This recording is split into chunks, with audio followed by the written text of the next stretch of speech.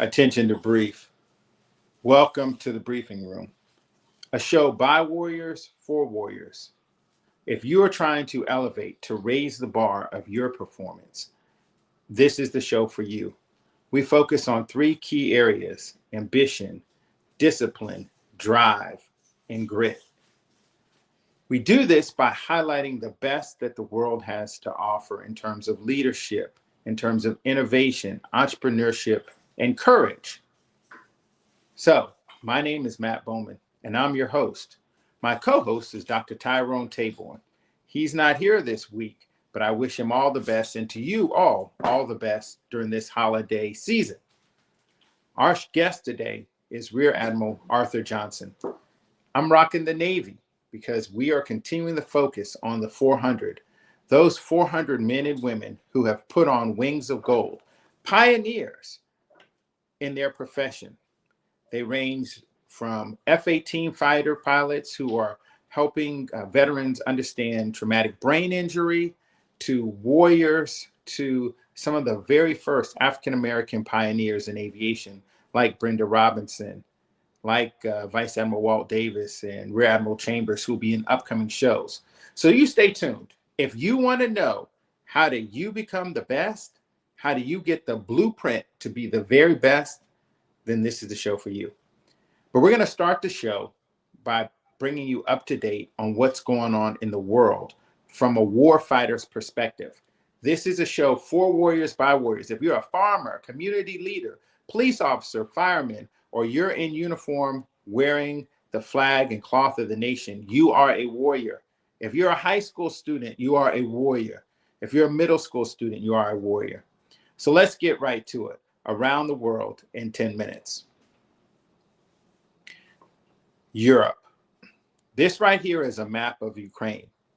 Part of this show is to give you in-depth analysis as to what's going on from a military officer who's been in the briefing room, who's been a briefer for a combatant command. The president of Ukraine just released a 20-point peace plan. If this peace plan is approved, this will end the conflict between Russia and the Ukraine. Right here pictured is a map of the Ukraine. The Ukraine is divided into 24 oblasts. And people are saying, well, Matt, what is an oblast? An oblast is a state. It's a region or a province. So just imagine that Ukraine is 24 states. Russia has invaded from the north and come in, and they occupy 5 states. The 5 states cut Ukraine off from access to the Black Sea. So that is one of the major points of contention in this peace plan. If the peace plan is approved, all fighting will stop the day that the peace plan is signed, and everyone will keep the boundaries as of that signing, which is roughly the boundaries that you will see here. This is the front. The dark red represents the territory that Russia will take away from Ukraine. You can see it limits their access to the Black Sea. And the pink is the 19 oblasts that Ukraine will hold. And it will also maintain its sovereignty. It will bring the end to the war. There are 2 main obstacles to the 20-point peace plan. Number 1 is point 12. And point 12 has to do with a nuclear power plant and a hydroelectric power plant. Right now, Russia controls both of those power plants. They are critical to the success and the economic engines of Ukraine. So what Ukraine is proposing is that there's a 3-part solution. The dam and the nuclear power plant will be jointly ran by the United States, Ukraine, and Russia. That will ensure the peace. The next question that is of serious contention has to do with access to the sea. And so what Ukraine is demanding is that they have access to the sea, that in no way, shape, or form does Russia, by maintaining the Crimea to the south and by maintaining access to the Black Sea, that they don't put on a later economic stranglehold on Ukraine by limiting their access. So that's what's going on in Ukraine. Huge opportunity for thousands of young men and women, both on the Russian side and on the Ukrainian side, to have their lives spared. bring an end to this needless conflict and have a resolution that hopefully will hold the peace. So stay tuned. So if anyone asks you about the 20-point peace plan, there you have it. That is your primer. That is what's the hottest topic in the world. Now, let's go back to the United States. In the United States, the Secretary of Defense, Secretary of War, Pete Hegseth, has proposed decreasing the number of four-star admirals and generals by 20%. The way he's going to do that is by combining commands, Northern Command, Southern Command. All of it will come into what's called the Americas Command. He is also going to decrease the overseas commands and combine them. It needs congressional approval. There's a lot of details that need to be worked out, but that right now is what is going on in that five-sided puzzle up in Washington, D.C., is discussions about how do you reshape the whole of the United States military with or without congressional approval, how much congressional approval will be necessary, and how will that whole process work. When we go down into South America, still Venezuela, Venezuela, Venezuela. So if you don't remember anything else, know that there's the largest armada ever assembled now in the Caribbean off the coast of Venezuela. There are economic pressures being applied to Venezuela. There's political pressure, and there is what to call the soft power of U.S. presence. When we go to Africa, Burkina Faso president just issued what is called the Black Winter. So for all of you Captain Ibrahim Traoré fans out there, the president of Burkina Faso, that is what he is predicting: additional chaos and instability in the region. They have a regional bloc that is attempting to stop both Islamic militants and also what they perceive as aggression by traditional colonial powers. So lots of really, really interesting things going on in Burkina Faso. I know from all of our fans who watch this show, they're always interested to hear what the president there is doing. On the United States side, we have recently recalled an additional 13 chief of missions or ambassadors from the African continent back to the United States, which brings a total of 30 vacancies out of 54 countries. Without an ambassador, a chief of mission, or a deputy chief of mission, does not bode well for the U.S. engagement across the continent. But the way that the current administration views it is that President Trump has no need necessarily of an ambassador if he's engaging directly with those presidents, the countries that interest him and his what he considers the national priorities, the national security priorities. Why have an ambassador when you can talk to the president yourself? When we go to Asia, the biggest thing happening in the last 2 weeks in Asia is the assault in Sydney, Australia on Bondi Beach, where two terrorists, radicalized Australians, shot and killed 15 persons during the Jewish celebrations. The response has been swift, it's been decisive. Anti-Semitic laws and reform have been introduced into the Australian Parliament. A form of gun control limiting the access for each person to 4 guns. Farmers can only have 10 guns, and also authorizing the police to have additional powers 30, 60, and 90 days after a terrorist attack happens in Australia. So there you go. Around the world in 10 minutes or less. Let's go to a commercial so you can hear about the Becoming Everything You Are conference, what we're doing, and what's going to happen on our 40th. It's the moment in your eyes when the future becomes clear. 40 years ago, a vision was born. To break barriers, to celebrate brilliance. The hopes of what's in reach. From pioneers to innovators to tomorrow's dreamers, Baya has changed the landscape of STEM forever. Great minds, great people, great futures. Join us for Baya 40. Don't just watch history, be part of it.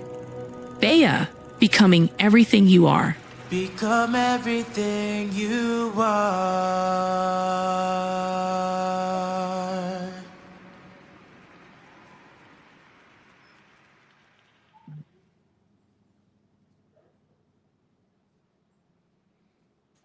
Welcome back to the briefing room. Don't just watch history, be a part of history. On this show, a show by warriors for warriors, we have one goal, just one.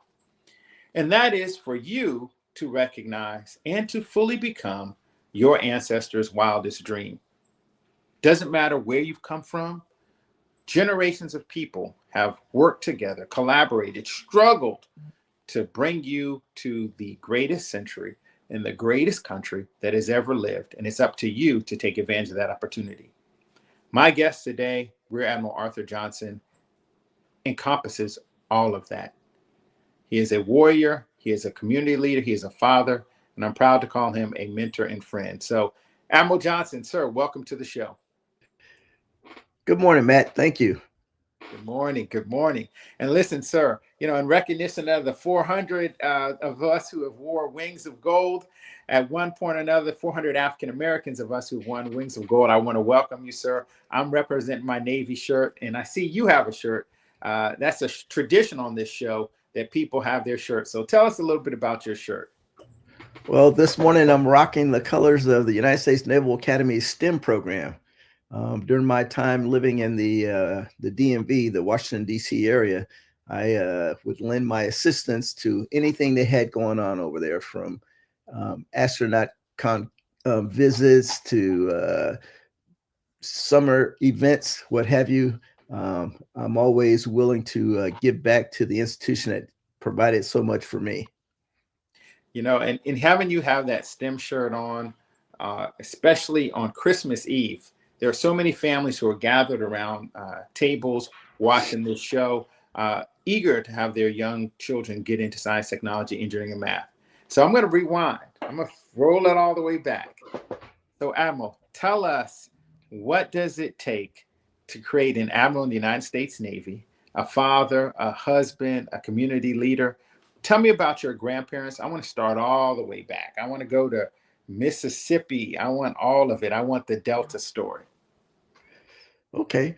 Well, as you alluded to, my origins go back to Mississippi, and I just happen to be in Meridian, Mississippi right now, visiting with family, spending the holidays down here with family.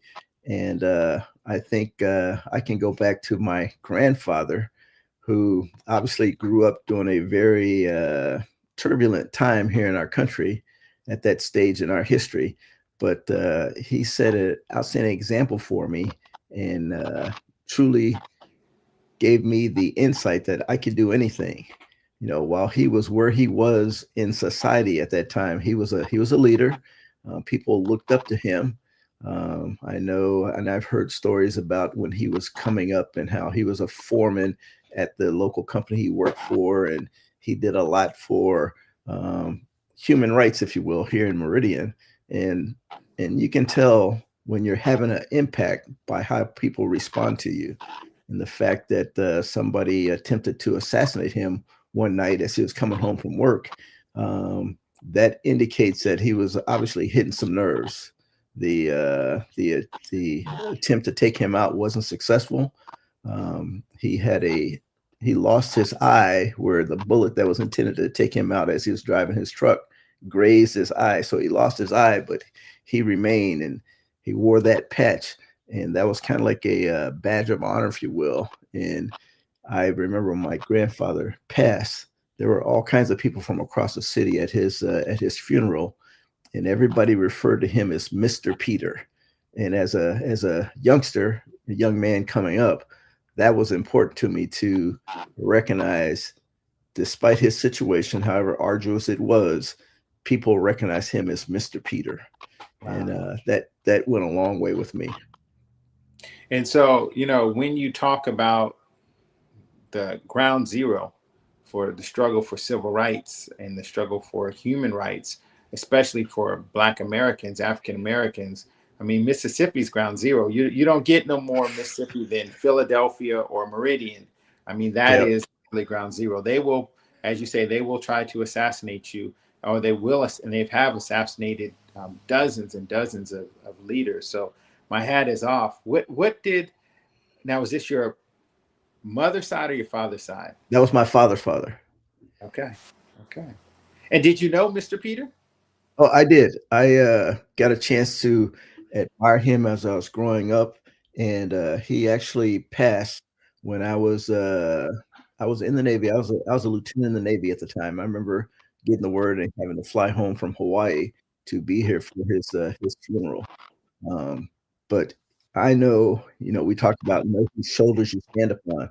I know what he did during his time, and I know how I'm able to be where I am today because of Wow. I mean, when you talk about a show by Warriors for Warriors, you don't get no truer than Mississippi, a place back then where even after you get shot, there is no, the local law enforcement may or may not look into what happened to you.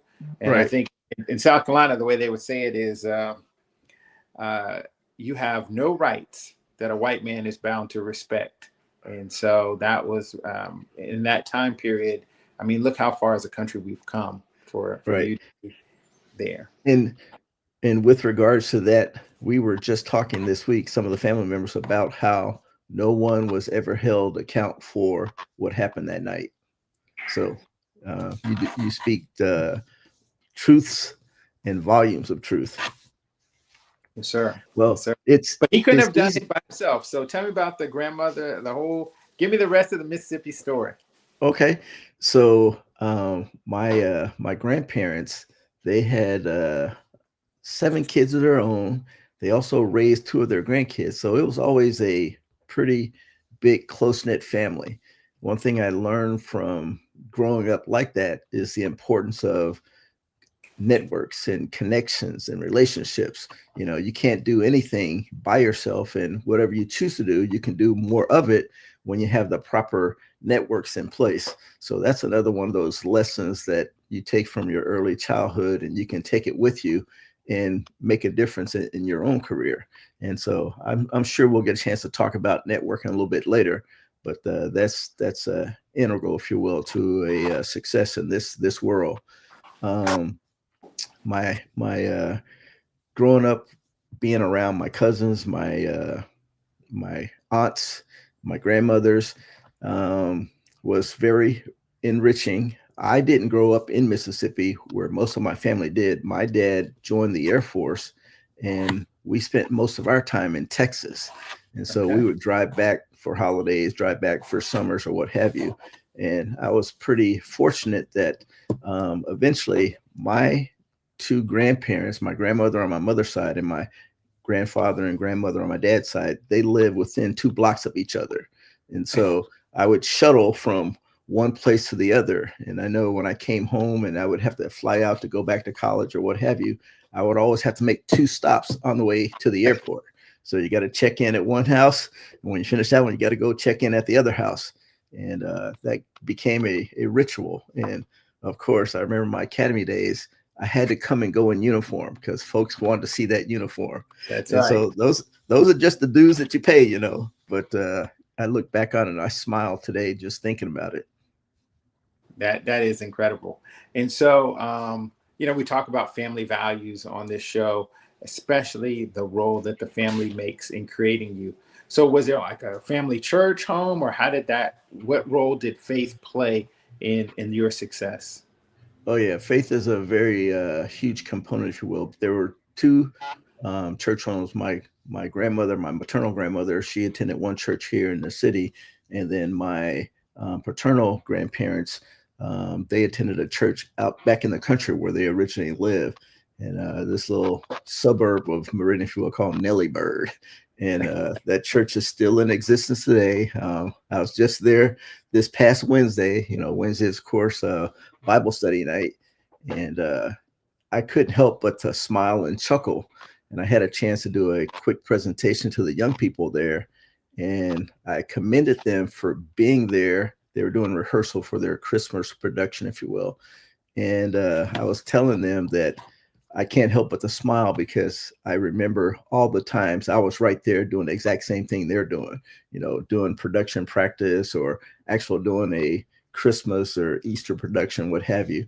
And that what they were doing, putting in the reps, if you will, even when nobody's looking, nobody's forcing them to do it, That's the difference maker. So you put in the reps, and that which you feed is what grows in your life. And so, yeah, I can't help but to smile. And I try to get involved as much as possible with the youth development that goes on here in Meridian.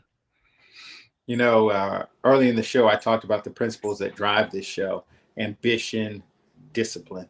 The discipline that you get in the Black church is unparalleled. I think it's proof positive when you look at the singers, the leaders that have all sprung out of that training ground. So when we talk about discipline, it's not just necessarily on the gridiron or the track, but it's also in the church and in your daily walk. So thank you for sharing that. You mentioned that you grew up as a Air Force child, and we've had some Army brats, we've had some Navy brats, and now we have I don't know if they're, I assume Air Force brat as well. So Yeah. tell us about growing up around the world. How did that shape you to be flexible and really comfortable in uncomfortable situations? Okay. Outstanding question. Okay, so as a military brat, I usually can get into this by people ask, well, where were you born? Well, I was born in Burlington, Vermont. Most people have no clue where that is. And at that time, my dad was stationed at an Air Force base up in Vermont, and that was one of his early assignments. And I was born there, and I did not have any. I left as a child, as a baby, so I didn't have any memories, if you will. And so during my Navy career, when I was stationed up in Brunswick, Maine, I had an opportunity to visit Vermont just because I wanted to see the Green Mountains, the place where I was born. And so that was kind of interesting. I spent most of my time as a kid in two places: San Antonio, Texas, and Wiesbaden, Germany. Wait, And and where? Wiesbaden, Germany. Wiesbaden, Germany. Okay. All right. And both of those places were very instrumental in my development. And I did learn some key lessons at both of those places. And I'll get back to that. But as far as being an Air Force brat, it of course opened me up to a lot more experiences than my typical contemporaries would be exposed to. For example, my first year of baseball, I played baseball on a team called the Volkswagens because we were all so little. And we were named after the VW Bug. And we practiced at Kelly Air Force Base in San Antonio. And I spent more of my time looking up at the airplanes flying overhead than I did watching the ball bouncing around. But that's another one of those experience things that you benefited from just because you had a non-traditional upbringing. Again, You know, Emma, we pulled up your German photo collage. So my production team, those of you who don't know, this is not just the Matt Bowman show and the Matt and Tyrone show. We actually have a whole production team. So production, if you'll pull up that picture of his Germany experience, and Emma, if you'll walk us through what we're looking, and take me off screen production so we can focus on the Admiral. Okay, so this collage right here kind of captures my Germany experience. I did 8th grade through high school graduation there in Germany. It was originally supposed to be a 3-year assignment. We got involuntarily extended 1 year, and then my dad extended a 5th year so that I could graduate. And that's not often that you can go through your entire high school experience at the same school if you're a military brat. And I was involved in a lot of activities. Starting at upper left, I was a member of the band. I was a co-captain on the wrestling team. I did junior ROTC, played football, also played soccer. And for extracurricular activities outside of school, I was a member of the Wiesbaden Gospel Teen Choir. And we started off my first year there early in my career and early in my time in Germany. We had 13 sisters and brothers who made up this teen choir. And by the time I left there in 75, we were up to 53 members strong. And we actually were the international teen choir, as we had some German and some African youngsters that were members of our choir. So I stayed busy in Germany, and I think that's part of keeping yourself viable and out of trouble. You don't have time for a lot of mischief when you're busy. So parents had that part extremely correct.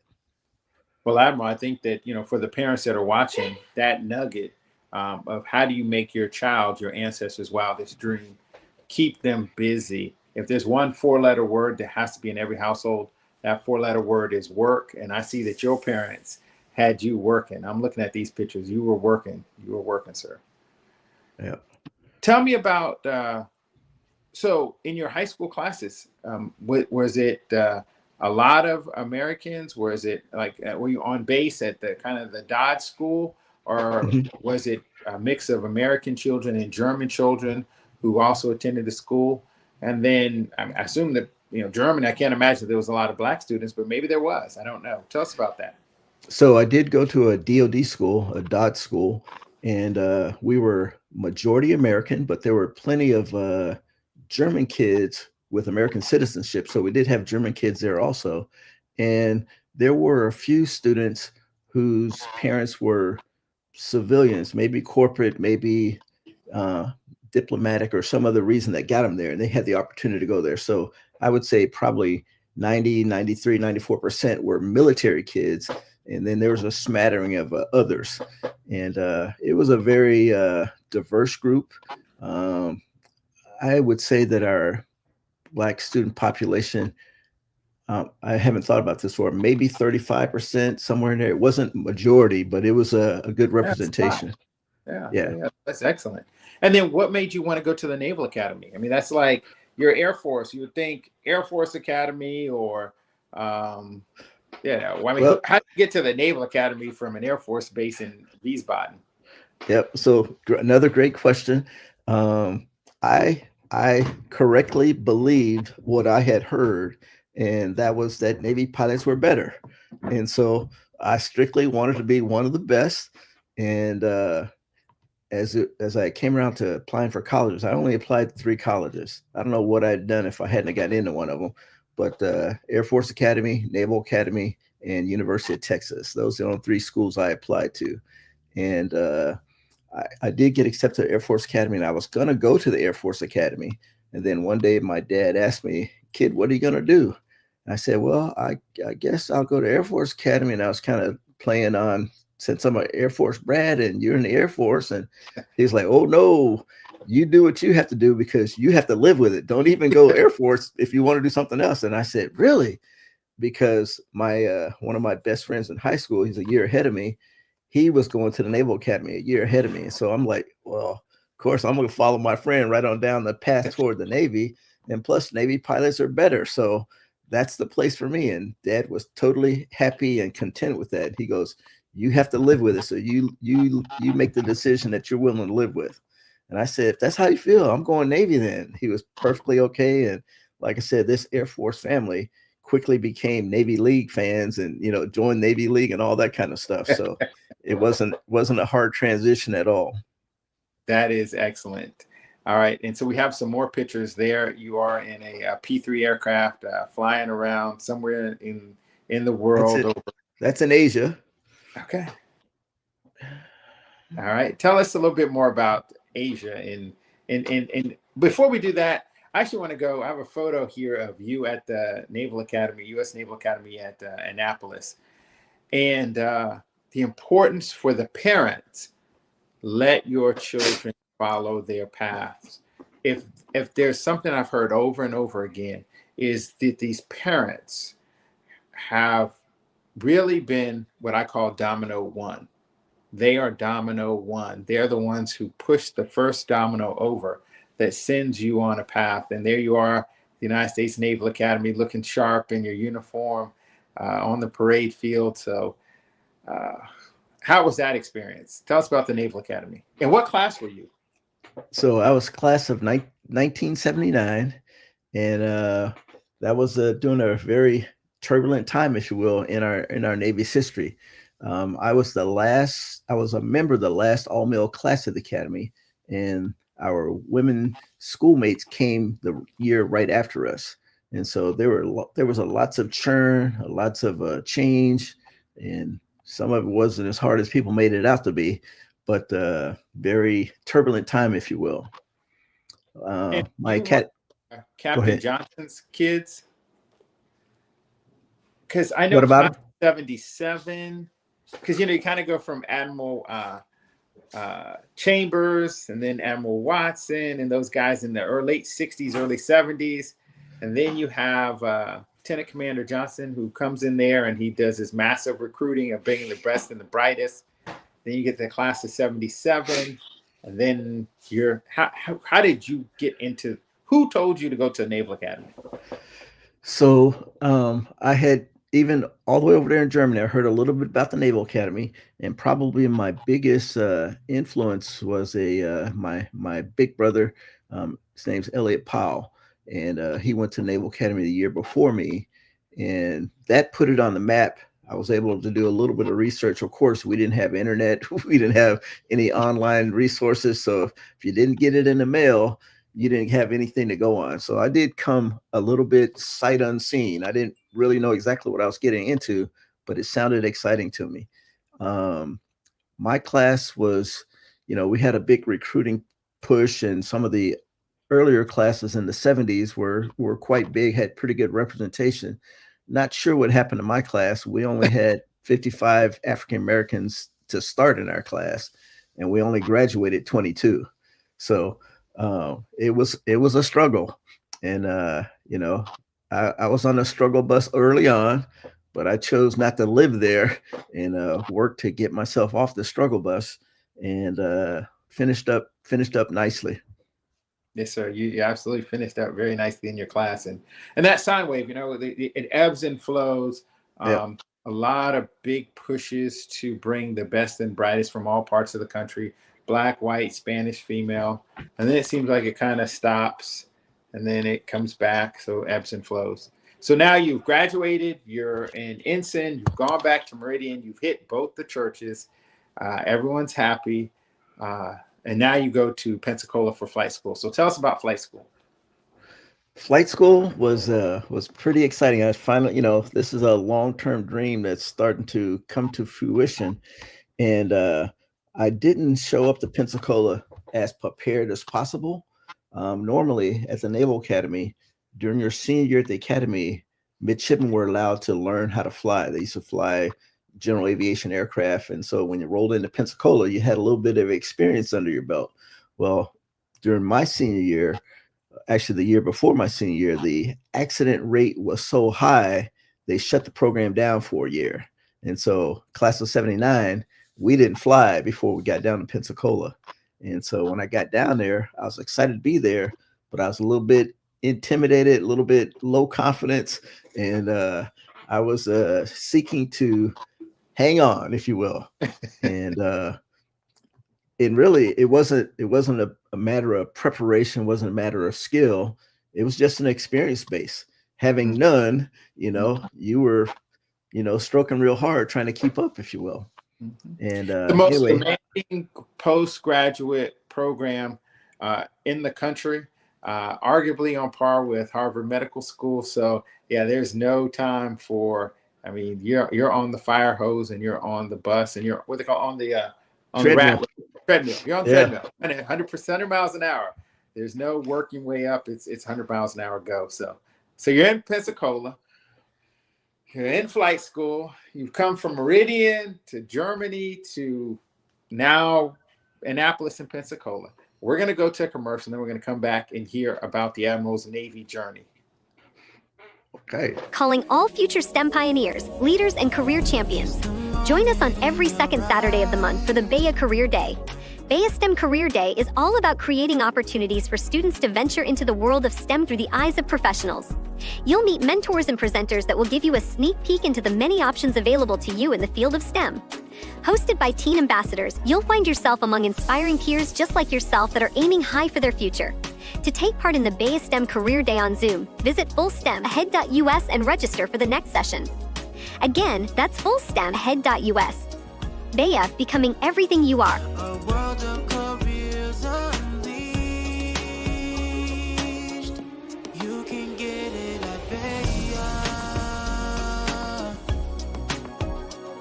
Become everything you are. All right, welcome back to the briefing room.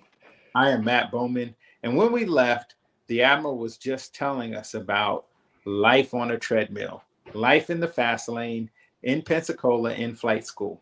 So welcome back, sir. We're in flight school. And so in flight school, I got to live one of the lessons that I've learned up to that point.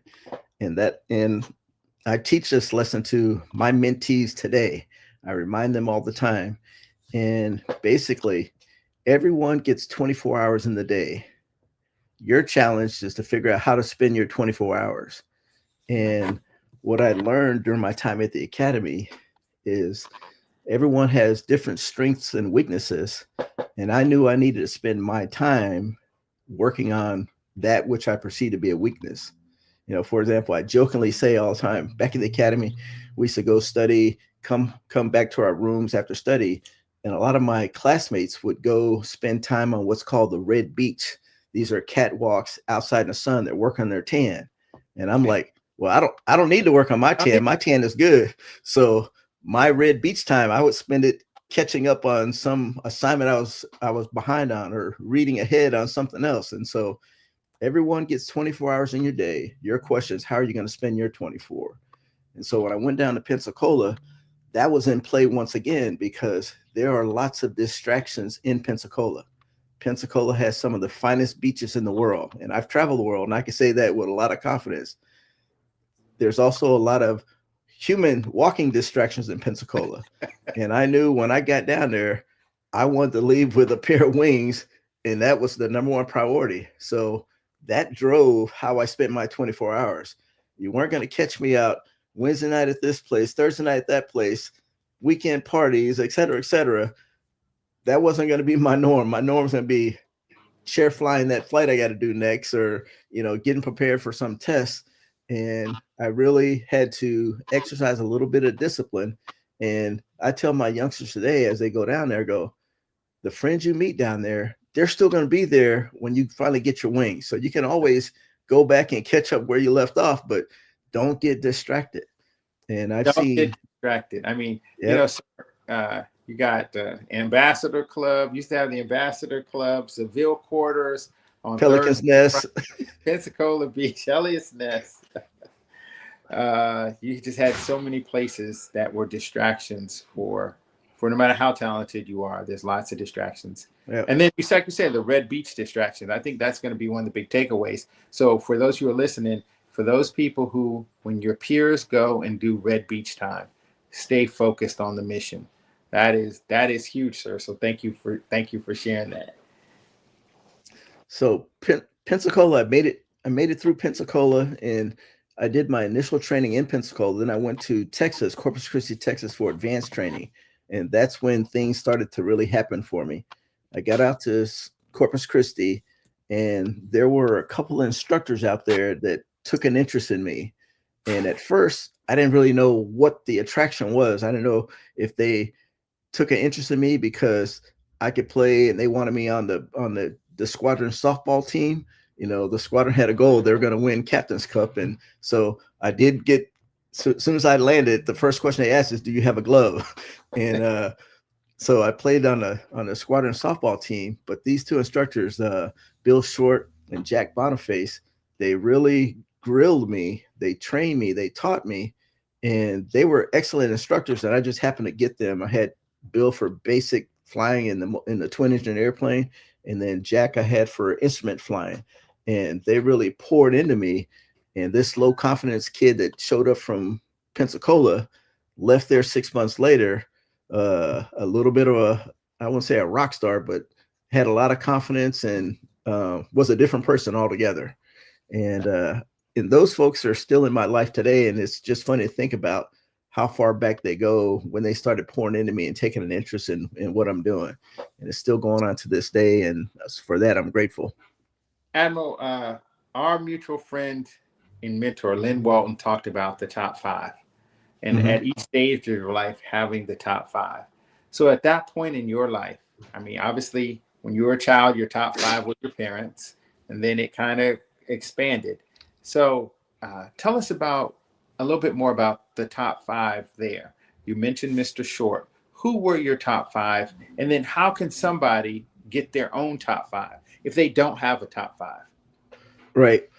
Okay. So obviously, Jack and Bill were very important to me at that point in time. And I would go so far as to say is they were the only ones I had nobody else even paying attention to me, even know my name. And so it was easy for me to engage with them, to go back to them. And we weren't, we weren't, uh, we were tight, if you will. Jack at that time, he was married, and I did get a chance to go over his house for dinner and that kind of stuff. And that's critically important. And I would tell young people today, if somebody invites you to go to dinner or invites you to do something offline, not in a ready room or in a briefing setting, do take an opportunity to take advantage of that, because everything you do, this is my thought, everything that you do is preparing you for something in your future. You can't see it now. You can't even imagine it now, but you can go back later and you can touch that and say, oh man, this goes back a little ways. In with regards to Jack Boniface, Jack had some young kids at the time. Well, and they were toddlers, probably not even in school yet. And long story short, Jack's daughter, who was on those little toddlers at the time, she went on to become a naval aviator herself. And during the Operation Enduring Freedom over there in the desert, I was her wing commander. And so I thought about how much Jack poured into me to turn me from a little scrub, low confidence guy into a warrior who's ready to take on anything. And when she showed up with her squadron working in my assigned to my wing, I was appreciative to everything he did to make me the best possible wing commander, because him pouring into me made for a better outcome for his daughter, if you will. And yeah. So do take advantage of those opportunities. Don't be quick to say no to things that maybe you're not comfortable with, things you haven't done before. Always be thinking about preparation for the future. The Army guys, my dad, Lieutenant General Ballard, they have a saying that says, never turn down a promotion. And everyone thinks that a promotion has to be a formal thing. But a promotion is when you get invited to somebody's house for dinner, which is a promotion. When you get invited to go to the golf course with the team, it's a promotion. There are dozens of subtle signals that are loud and clear to those who know this is what you're supposed to do if you want promotion in your life. So you need to have a top 5. And once you get your top 5, because I'm convinced everyone has a top 5, has people who want them to succeed. And the reason they're not successful is because they're telling people, no, I cannot come to your house for dinner. I will take a rain check. You may never get another chance to make a first impression. So excellent. So now we're done with flight school now, and we're in the fleet. I want a sea story. This is naval aviation, so I want a sea story of what's it like flying around the world. You can pick a time, pick a war, pick a conflict. Okay. So I have lots of sea stories. I have to try to limit it. But what I will tell you is that after I got my wings in Corpus, like I said, Bill and Jack poured a lot into me, and I was selected after they got finished with me to go back to Pensacola to be a surgrad. So this is surgrad is selectively retained graduate. And so basically I went back to Pensacola to be a flight instructor. And for the next year and a half, I taught other people how to fly. And so you got to be an instructor and hadn't even gone, you were so good that you got to be an instructor and hadn't even gone to the fleet. So they let you go through school. That's like going through undergraduate and then somebody calling you the day after you get your undergraduate degree saying, hey, you're so smart. We want you to come and be an instructor here to teach the freshmen and sophomores how to be a college student. Yeah. And like I said, I give all the credit to Bill and Jack, who poured into me very meticulously. When I was in advanced in Corpus, of all the students, they either loved them or they hated them. There was no in between. You loved them if you recognized what you were getting out of it and how they were shaping and forming you, or you hated them because you didn't want to do the extra work. And people literally fell into those two camps. But anyway, I went back to Pensacola for a year and a half. Did they look like you? Oh, they did not look like me. Okay. Nope. The only thing we had in common, you try to figure out why they do that. They both were academy graduates, but I don't think it was because I was an academy graduate that we all played sports. I don't think it was just because I was an athlete. but they just took it upon themselves to pour into me as much as they could. And I was like a dry sponge. I was just soaking it up. And so when I went back to, and I didn't want to be a flight instructor. I wanted to go out to Hawaii and get my career started. And not Jack, but Bill, he sat me down. He goes, "Oh, you have to do this. You can't not do this." And he kind of explained how significant this was. I didn't know. I'm just a little wet behind the ears, Jo, And he explained to me how this could be a big deal. And I said, "Oh, okay, I'll do it. It's only a year and a half. I can still go to Hawaii after that." And so I went back, and what I didn't realize early on is how much I would be flying. I flew basically 3 times a day, sometimes on Saturdays. And because I was a bachelor at the time, I would fly on weekends, take trips all over the country. Part of the training that the students have to do, they have to learn how to fly cross countries. And I knew no one better than myself to be a cross country instructor. So I flew around the country attending events because I flew my students en route to get there. And after a year and a half, when you show up to the fleet, you're not just a regular lieutenant. You're a beast. I showed up to the fleet with over 1,200 hours of flight time, and most lieutenants, when they show up to the squadron, may have a couple hundred. And that put me on a fast track, and it kept me on a fast track. And so I can go back to Bill and Jack and easily thank them for what they enabled in me. And it was very gratifying when I retired back in 2012. Both of them was at my retirement ceremony. So I had a chance to shine the light on them at that time. But so making it. We have a 30-year career that we're going to squeeze into 4 minutes. And then we're going to have the show after the show. We're going to pull additional stories out of it. But 2 things I want to ask you about is, your wife is the backbone of the family. I want to bring her in there because I want families to know that there are strong Black families that come out of, that exist, that are literally setting the example for anybody's family anywhere in the world. So tell us about the family life in the Navy, and then talk us from lieutenant to admiral. That's what I'm calling this section, from lieutenant to admiral. So the family piece is pretty critical, and my wife is the bomb. She's the reason why I'm here. I knew that she was the one for me. I actually met her back in Germany. That choir picture you saw, my wife is in that picture. No way. She was we debate whether she was 8 or 9 years old at the time, but you can see how long ago that was. And at one point when we finally got together, and I was in Moffett, California, I had decided that I had finished my first tour out in Hawaii. I was back in the RAG as a RAG instructor, and I was going to get out so I could get married, have a good married life and all that. And so we're kind of just started stepping down that path. And one day she came in, she goes, "Don't get out of the Navy." I said, "What?" She goes, "Don't get out of the Navy. I could tell how much you love it." And I'm looking at her like, okay, where'd this come from? And she was looking, she had resolve in her eyes. And I said, "Okay, but I don't ever want to have this conversation again." She said, "Okay." And believe it or not, it never came up again. Wow. She was unsure if she was ready to be a Navy wife and all the requirements. I go, "You don't have requirements. Do what you want to do. That you don't want to do, don't do it. And we'll deal with the results." And she was a faithful trooper throughout the whole thing. And so this journey we're on now, this is her time. I had a good run, and I'm very thankful for that. And so now she says, "I think this is done. I want to go here. It's done."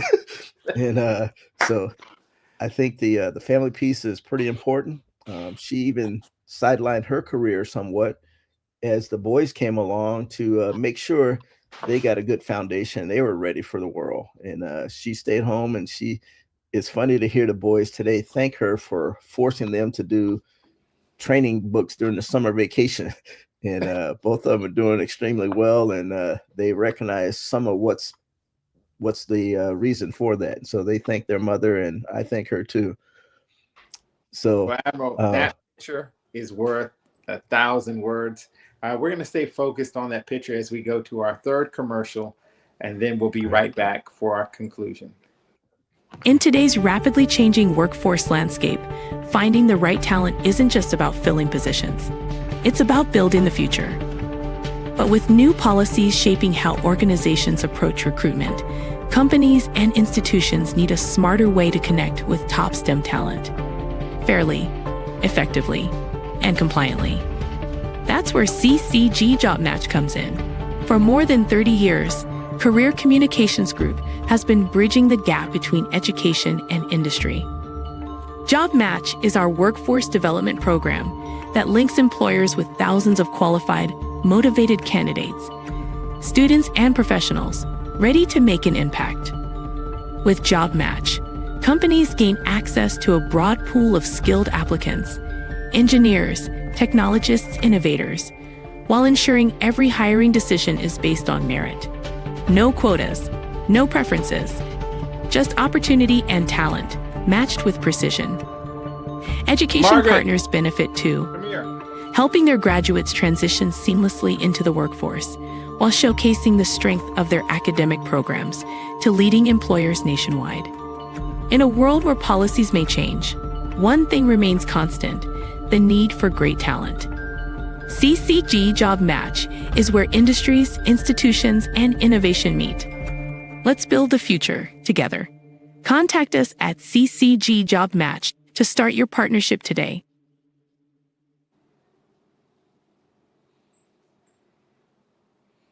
All right, welcome back to the briefing room.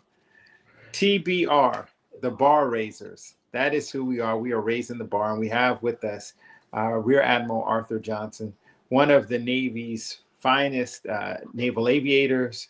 He is a leader. He is an admiral. He is one of the 400. There's only, at any given moment, only 400 African-American men and women who have wings of gold, and they're scattered all throughout the Navy. So 10,000 naval aviators at any given moment, only 400. To put that in context, during World War II, there were 985 original Tuskegee Airmen pilots, and also thousands of maintainers that made up the Tuskegee Airmen experience. So when you look at the 400, these are 400 men and women who have gone it alone and unafraid. They have built friendships and forged partnerships with all kinds of people to make their life story successful and their Navy life successful.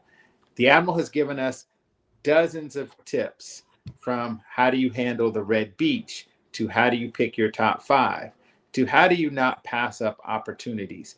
And right now, the Admiral is going to take us from his 30-plus year career as an Admiral to what he's doing today. So, sir, tell us about your last duty station as an Admiral. What was life like an Admiral? Most people will never be an Admiral, won't even meet an Admiral. So what is it like to be an Admiral? The Admiral experience is pretty rich. I think a couple things you learn: that you're not there because you're all of that. There are probably 10 other people that could do your job.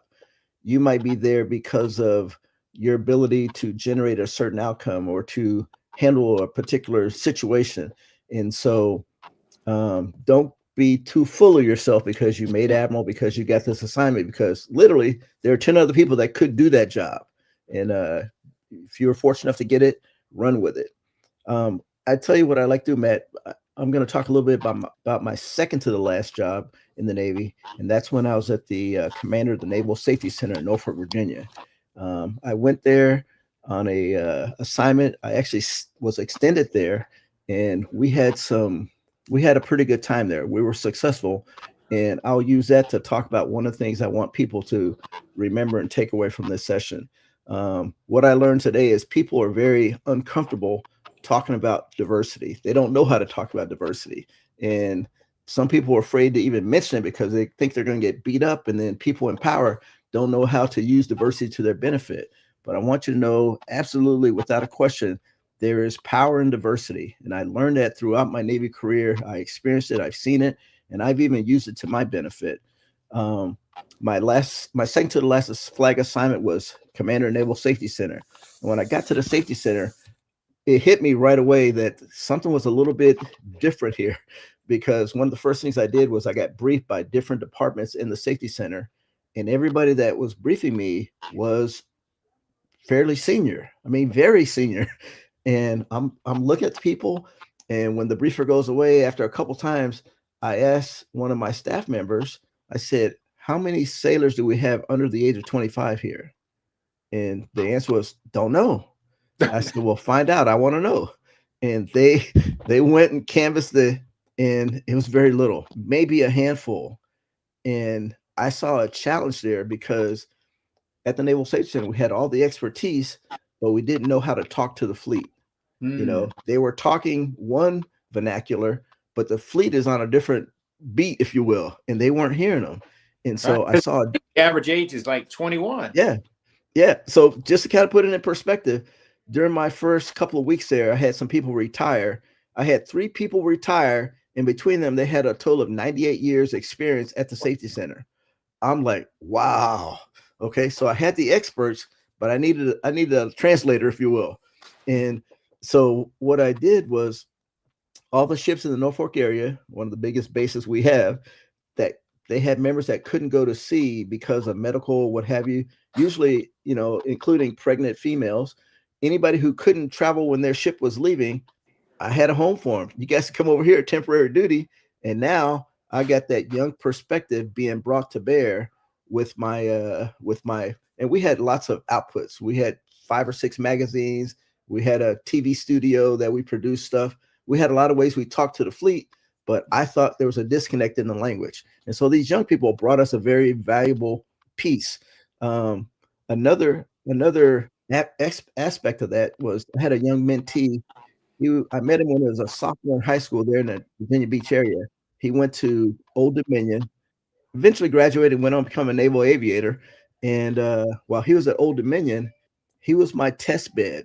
Any new products that we came up with, I send it to him. I go, hey, do you like this? Do you like the color? What would you change?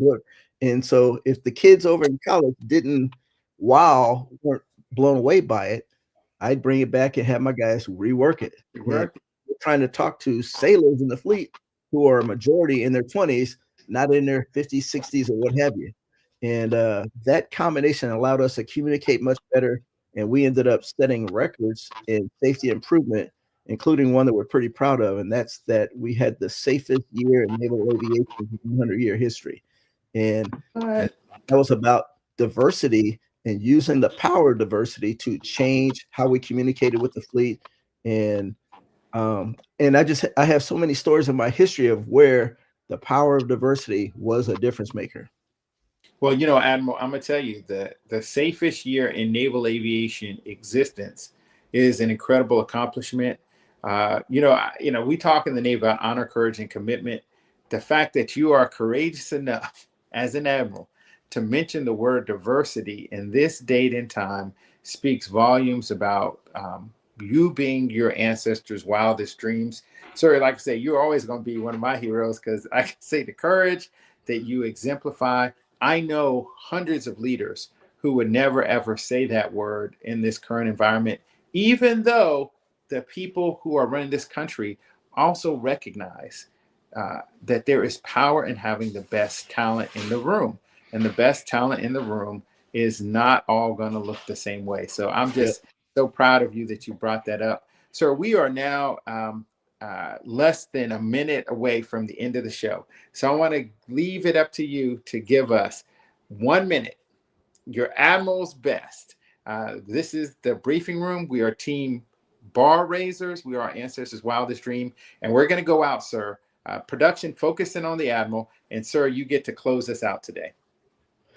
And what I would say, and I often talk to my young mentees about this, and you get an opportunity, you're gonna have to put in the reps in order to succeed, and nobody's gonna give you anything. In fact, you don't want them to give you anything. You want to earn it the hard way because no one's gonna be able to take it away from you, if you do it that way. So put in the reps, be conscious of how you spend your 24 hours, and when you look for help, when you look for mentors, realize they don't have to look like you. They come in all shapes and sizes, and they all have their own different motivations. You take advantage of whatever you can get and just keep it moving.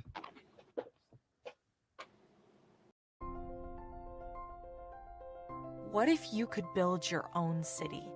A place where every child can find nurturing people to help them achieve their full potential.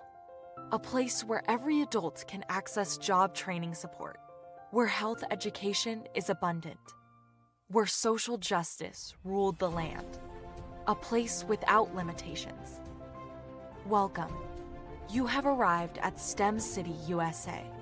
It is what every city should be. A safe and trusted community where you find people and resources to help you become everything you are and beyond. STEM City is unlike anything you have ever experienced. It is a digital twin of the world around you, only better. STEM City is about energy and soul renewal. It is more than a digital world. You can almost feel the power of live cultural events, music, and theater. STEM City promises a better future for children with caring mentors and hands-on activities with dedicated tutors to support our youth. STEM City is your passport to a healthy lifestyle with weekly events addressing our community's many issues. STEM City is your financial well-being with helpful information on wealth management, career advancement, job training, and so much more. STEM City is the community you deserve. It is the city where your dreams can come true. STEM City USA, a place in the sky that is accessible to all who reach for the stars.